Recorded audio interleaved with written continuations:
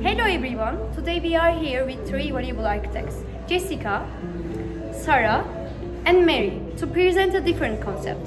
We searched for answers to some questions in the streets of Eskişehir and we would like you to watch the video and share your thoughts. If you are ready, let's start watching the videos. Hi guys! Today we are in Eskişehir to find answers to some questions related to architecture. Let's someone to answer our questions.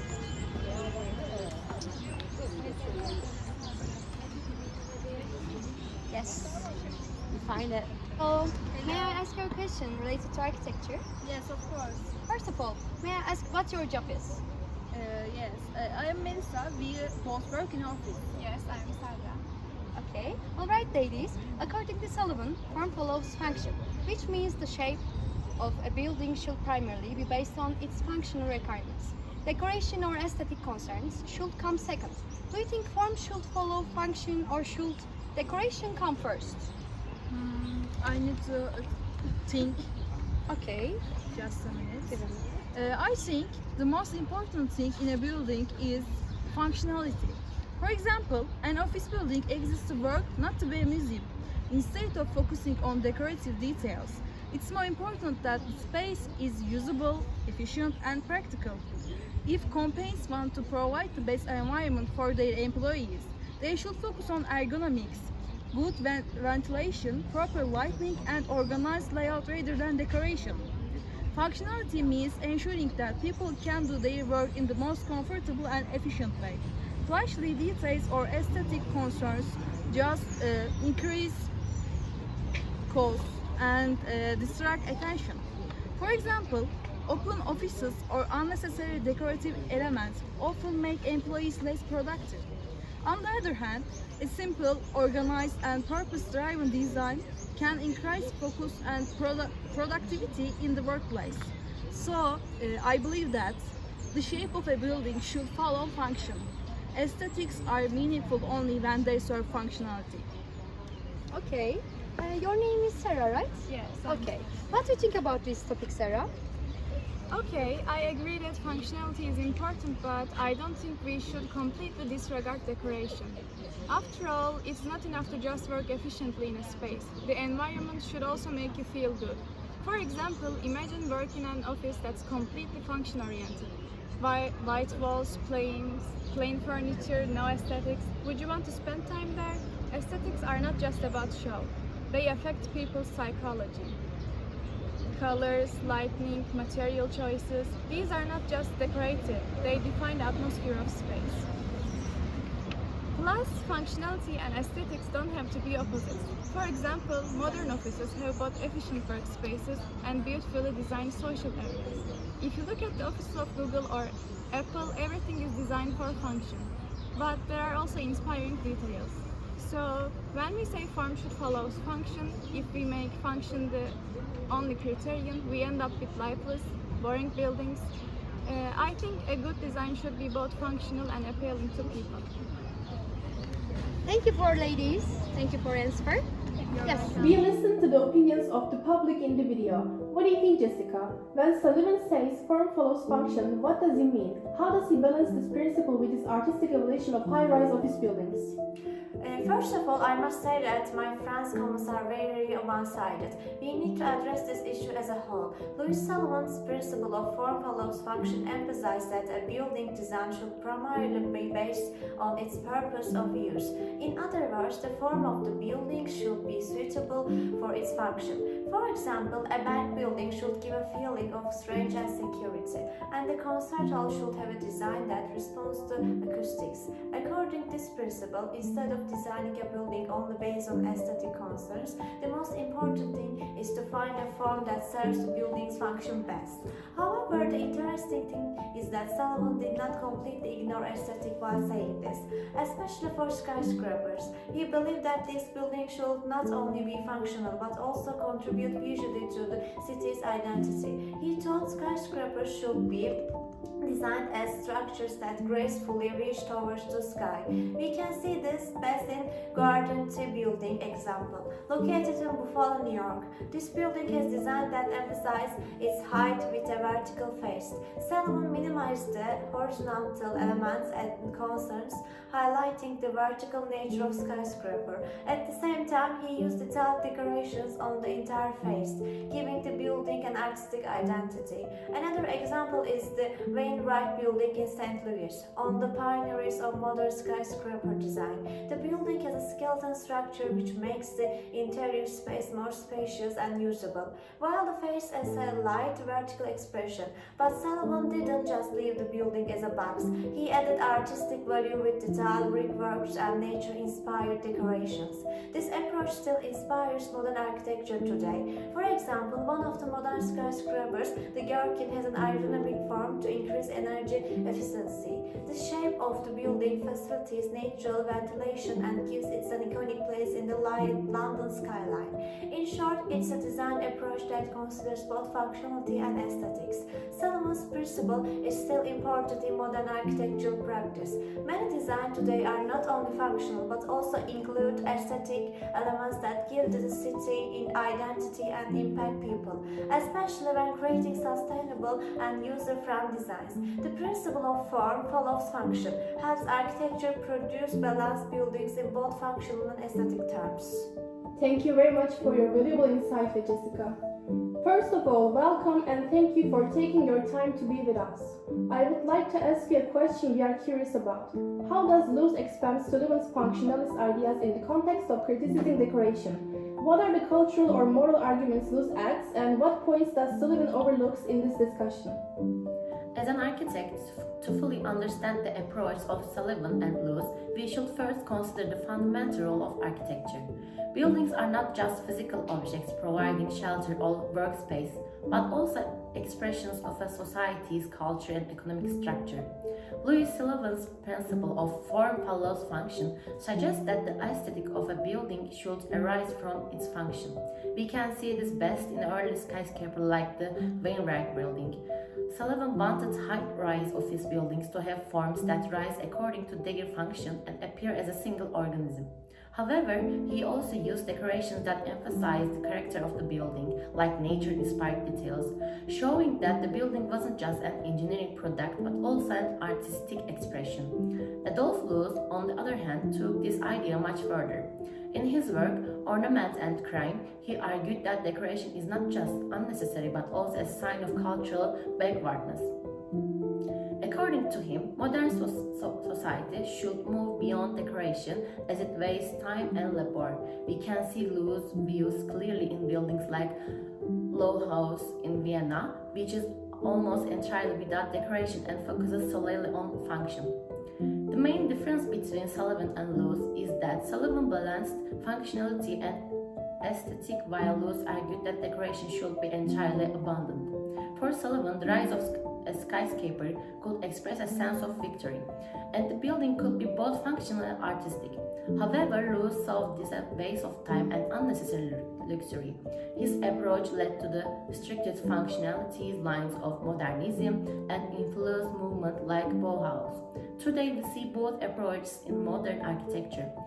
Mies van der Rohe's less is more philosophy was influenced by Loos, while organic forms seen in Santiago Calatravas buildings reflect Sullivan's idea of form follows function in a more artistic sense. In contemporary, sustainable architecture, there is still a search for a balance between Loos' simplicity and Sullivan's functional aesthetic. Loos' ideas have been very influential in contemporary architecture, especially in minimalist design, simple facades, and the showcasing of materials' natural qualities. However, some still argue that decoration adds identity and a sense of belonging to a building. So, even though Loos' ideas were radical, the debate continues. We are grateful for your detailed explanation. We are curious to hear your thoughts on this topic. Of course, I am here for that. I was really excited when I received your invitation. The atmosphere here is truly unique. Now, if you allow me, I'll ask you a question, Mrs. Mary. As you know, Sullivan sees the skyscraper as a new architectural form determined by its purpose. Does Lou's rejection of decoration align with this vision, especially in terms of beauty and functionality, or does it challenge with it?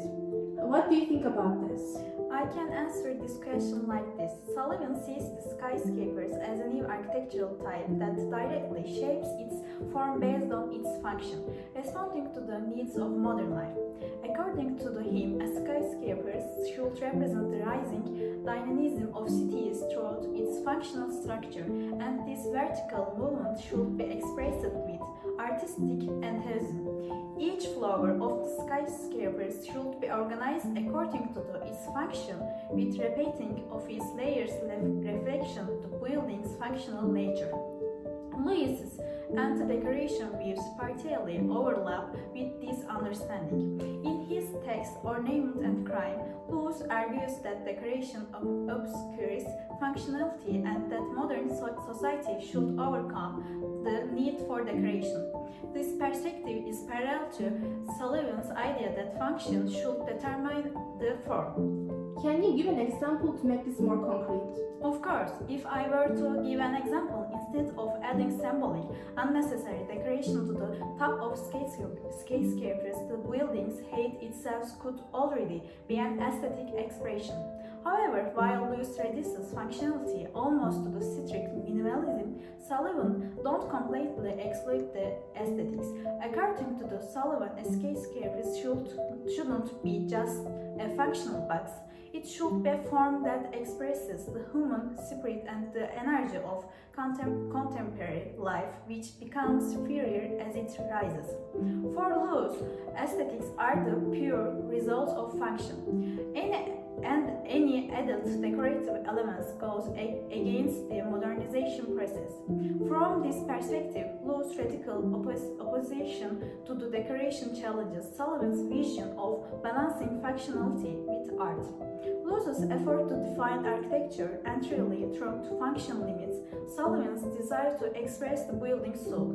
Therefore, while both architecture center of function, Sullivan's blends function with aesthetics, while Lewis sees it's an unnecessary luxury. After this brief explanation, let's return to our interview video. You're sketching, right? Yes, Can I ask you a question about architecture? sure. Okay. Can you introduce yourself? I am a CA and I'm fourth year architecture student. What do you think is the role of an architect in modern society? In modern society, an architect's job is not just about designing aesthetic and functional buildings. Architects have a great responsibility in shaping the environment we live in, understanding the needs of society and producing solutions that fit those needs. Today, topics such as sustainability, technology, environmental awareness, and social life are an inseparable part of design. As an architecture student, I believe that the noble task of an architect is to create human-centered and environmentally friendly and culturally reflective places. Also, architects must solve important problems like urbanization, housing issues, and disaster-resistant structures. So, a modern architect should not only be a designer but also problem solver and someone with social responsibility. Thank you very And much. structures. So, a modern architect should not only be a designer but also problem solver and someone with social responsibility. Thank you very much. Thank you. Okay, based on what you just watched, we would like to ask you this question, Jessica. Both authors advocate for purpose-driven design, but their tones are different. How do these attitudes shape their views on the role of the architect in modern society? The common point of Sullivan and Lewis is that they both argue that a design should have a purpose. They both believe a building should not just be made for decoration, but they express this in a very different ways. Sullivan had a more optimistic view. By saying form follows function, he argued that a building should be shaped according to its function, but he didn't completely exclude aesthetics. According to him, elegant details inspired by nature could give the building an identity and enrich the city's texture. So a modern architect should be both functional and beautiful. Lewis, on the other hand, adopted a much harsher attitude. He thought decoration was not only unnecessary but also a sign of cultural backwardness. In this article on ornaments and crime, he argued that decoration was a waste of time and labor and that modern society no longer needed it. So Loos' approach was more radical. He became a pioneer of minimalism and believed that modern architecture should be simple, functional and direct. Is there anything you would like to add to this, Mrs. Sarah? Yes, these two different viewpoints also shape their ideas about the role of the architect in modern society. Sullivan's optimism encouraged architects to consider both functionality and aesthetics. Today, many architects try to design buildings that are both practical and aesthetically impressive. For example, architects like Zaha Hadid or Santiago Calatrava focused on functionality while adding unique forms to their buildings. Loos' harsh criticism, on the other hand, laid the foundation for minimalism in architecture. Many modern buildings today are designed with a focus on form and material without unnecessary decoration. Buildings like the Apple Store, which use glass and metal in a simple way, reflect Loos' ideas today. As a result, a modern architect should balance both Sullivan's approach of following function while not forgetting aesthetics and Loos' approach of avoiding unnecessary embellishments, focusing on the essence of the design. So today's architecture needs to both artists and problem solvers. Is that Elçin? Come on, come on. Hello. Hello? Maybe take a brief moment of your time. Okay, go ahead. We have a question about architecture. Can you introduce yourself? My name is Elçin. I'm a fashion design graduate, but now I'm currently working as an influencer. All right, Mrs. Elçin. The question we would like to ask is, do you think decoration and functionality can exist together, and is decoration unnecessary? Okay. In my opinion, there is no such thing as decoration being unnecessary. On the contrary, it's the most important element that gives a design its soul. If functionality were enough by itself, fashion and architecture would only consist of plain and simple forms. How boring. Is it enough for a piece of clothing just cover the body? No. What makes it special are its details, textures, colors, and embellishments. The same applies to architecture. If a building is only functional, it means it is soulless. However, decoration gives a building character, tells a story, and creates a cultural identity. Throughout the history, the most impressive buildings are the ones remembered for their decorations, right? Yes. Baroque palaces, Art Nouveau facades, Ottoman tiles. If these didn't exist, cities will turn into great concrete piles. Also, decoration is not just aesthetic, it's also a source of emotion and inspiration. Who says decoration is unnecessary? Functionality is not physical comfort, it's also about how people feel in that space.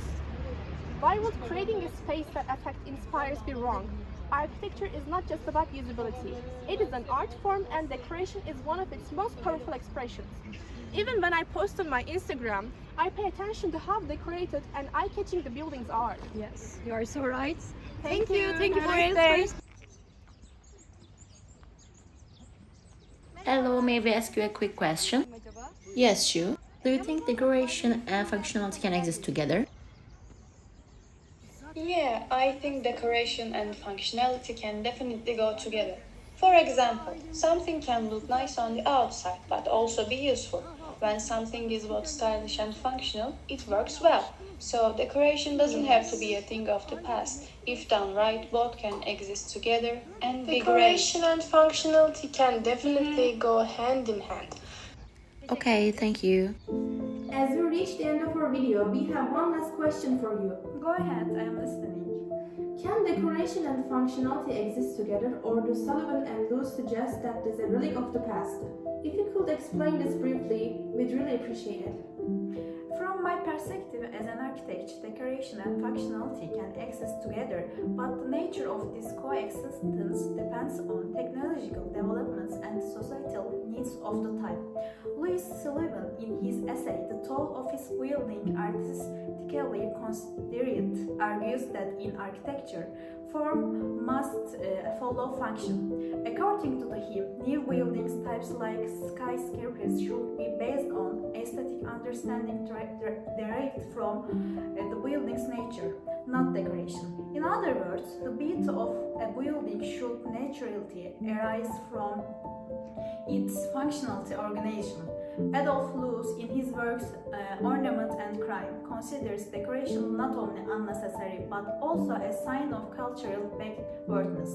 According to him, modern humans no longer need decoration. It was once necessary, but with industrialization it became redundant. In my opinion, completely excluding decoration would be a rigid approach. Architecture not only serves function but also satisfies the human spirit as an art form. However, this decoration should come from the essence of the building and should not remain a superficial added element. Today, parametric design, material technology, and digital production methods allow us to integrate decoration into the building's form, making it a part of the function. Therefore, while Sullivan and Loos' critiques were meaningful in the industrial context of their time, decoration and functionality can be reconsidered today. If decoration becomes an inherent part of the building's nature and supports its function, the two can certainly coexist. Thank you very much, Mrs. Mary. We will see you in our next video. Dear viewers, thank you for watching and don't forget to subscribe to our channel and turn on notifications to stay updated on our new videos.